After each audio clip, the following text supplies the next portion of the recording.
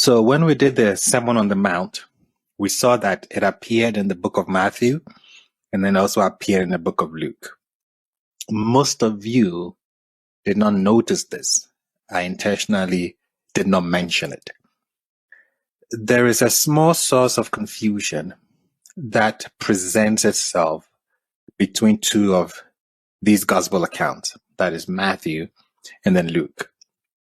Scholars have spilled much ink over comparing these accounts as we did, finding parallels between the teachings. However, despite all of these parallels and similarities, one thing has always been puzzling and a matter of great contradiction. Why does Matthew say that the sermon was shared on a mountain, where Luke says Yeshua descended a mountain and shared his preaching on a plain or a field? In Matthew 5, in the KJV, this is what we read. And seeing the multitudes, he went up into a mountain, and when he was set, his disciples came up unto him, and he opened his mouth and taught them, saying, Blessed are the poor in spirit, for theirs is the kingdom of heaven. This is what Matthew tells us. He went up into a mountain. It's a Sermon on the Mount. When we come to the book of Luke, what do we read?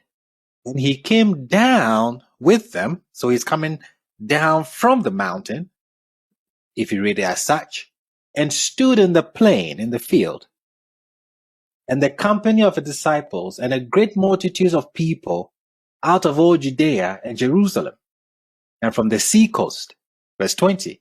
And he lifted up his eyes on his disciples and said, Blessed be ye poor, for yours is the kingdom of God.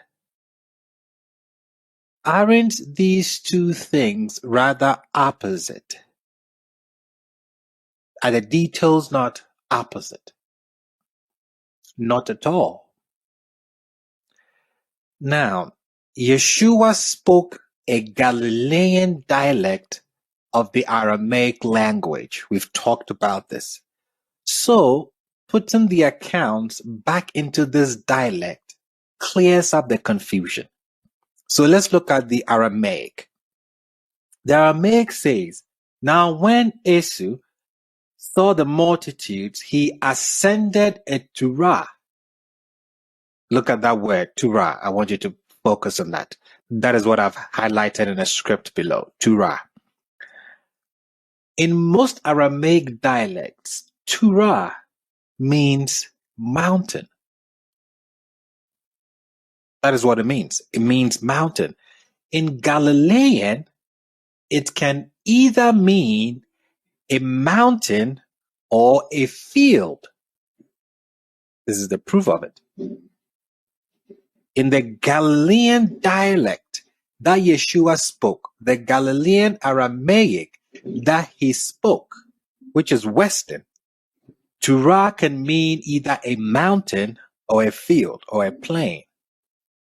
So as the early oral traditions circulated and were retold many times before they were written down in the Gospels, this kind of confusion could have happened readily.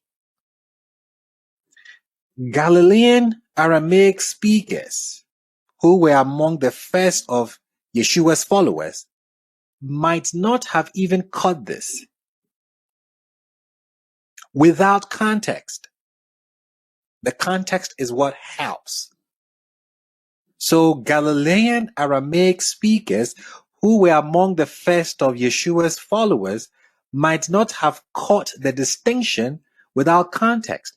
And once the story was translated into another dialect of Aramaic, or even another language, such as Koine Greek, which is what the New Testament was compiled in, the sense in that telling was codified. So now you have that confusion. But if you bring it back, not just into Aramaic, but into Galilean Aramaic, because that is what Yeshua and his disciples would have spoken. So is there a contradiction? Not at all. It seems like that in the Greek. It may seem like that maybe in other dialects of Aramaic, but if you bring it back to the Galilean Aramaic, which is a Western dialect that Yeshua spoke, you would notice that Luke and Matthew could have been saying the same thing.